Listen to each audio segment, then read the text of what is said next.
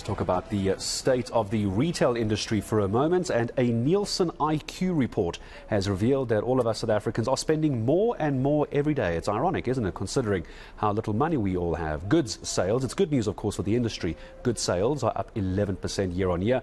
And, of course, no real surprise, we're buying more alcohol. That's not surprising. Jon-Jon Emary from Nielsen IQ joining us this morning. Of course, we're going to buy more alcohol, aren't we? What worries me, of course, though, is more money going to alcohol, yet we don't seem to have the cash to actually buy the essentials. Morning, Jon-Jon. Good to have you with us. Take me through what the report has revealed.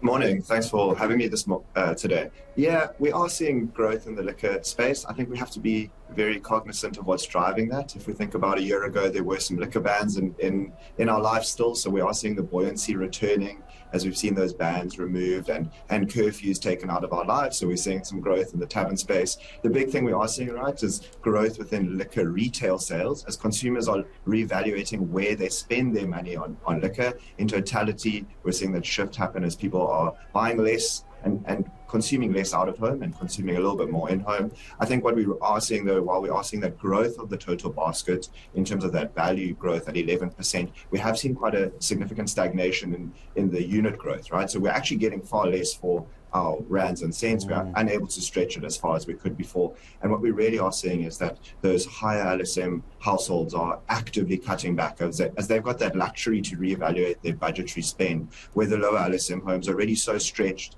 They don't have that luxury, and the introduction of the social relief grant stimulating a little bit more money within those lower LSM homes and really driving some sales within the staples and within those non-perishable food items that are so critical to those households.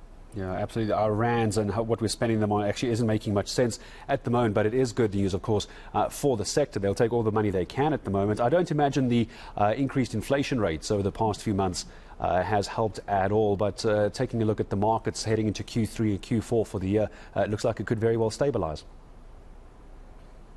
I think if we are looking at some of the lead indicators, definitely some signs that it could start slowing down. We'll see later today what Stats SA tells us in terms of that official inflation number, but we are starting to see fuel prices coming down. There's been some indications that cooking oil prices and specifically sunflower oil prices should start coming down around 25 to 30%. If we're seeing some of those indications, really should see a plateauing in the inflation numbers for us as consumers. That's quite positive. Obviously, we are stretched, and we know that salaries aren't keeping up with that. And I think the activities happening in South Africa today are really indicative of how strained and stretched that consumer really is. What we do know is retailers and producers are actively investing into the space to do whatever they can to assist consumers. We're seeing promotional sales increasing. And as shoppers, we're really smart, right? We know where to buy, we know where the best deals are, and we're consolidating our shopping trips into less of them, to go less frequently, to save on fuel and transport costs, and we're buying at the retailers that have the best deals on offer in that moment.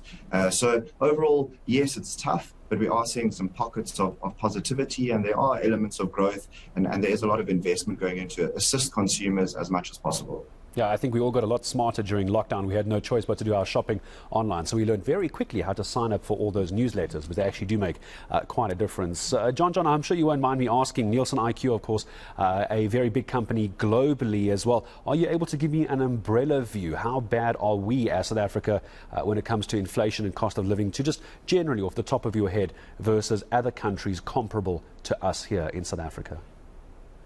So I think we're in a pretty positive space relative to other markets. The Reserve Bank started preloading interest rates prior to the rest of the world. If we look at the US, highest inflation levels that they've seen for as long as that we can sort of remember. Europe, you're looking close to 10%. If we look a bit closer, Kenya, strong double-digit inflation, as well as Nigeria. We look at Turkey, up in the 60, 70% inflation levels. So we look at our very close neighbors, Zimbabwe, in a hyperinflation environment. So if we have to put that into context, we are in a better position in terms of our inflationary numbers. We definitely see that playing out in terms of price stability. The one thing we are very conscious of is that if we look at that producer price index, far ahead of consumer price, and it's the biggest gap we've seen in years, and that really does showcase how much the retailers and the producers are investing in keeping inflation as low as possible. If we really look at fuel up 45%, and we're not seeing those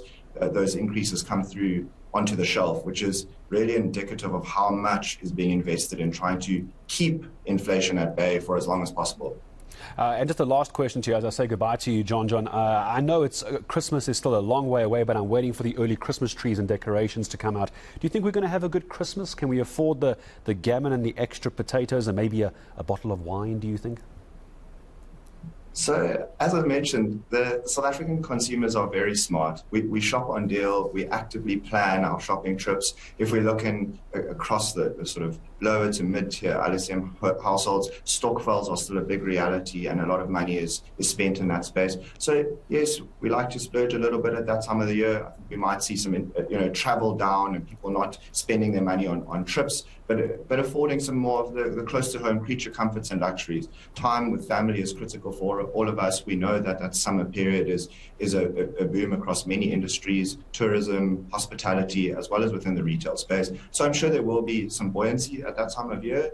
We do know that sort of the curfews and things were lifted last year, so we will start seeing some plateauing in some of these high growth figures that we see in liquor and that. But overall, yes, there will likely still be some buoyancy and some growth in that period. Black Friday will be a good indication for us as to what to expect coming into the summer season. I appreciate your time. Luxury and comfort creatures right now is a full tank of diesel for many, many of us. But Jon-Jon, Emary, I appreciate your time. That's what Santa can bring me, a full tank of fuel for my car. Now, Nielsen IQ South Africa, the State of the Retail Nation report. I'm sure you can go look for that online as well. It is fascinating. We just touched on a number of points there, but if you go read it, if you're interested in how the retail sector is doing and what it means for you as a customer in Q3 and Q4 of the year, I'm sure you can go look for that Nielsen IQ.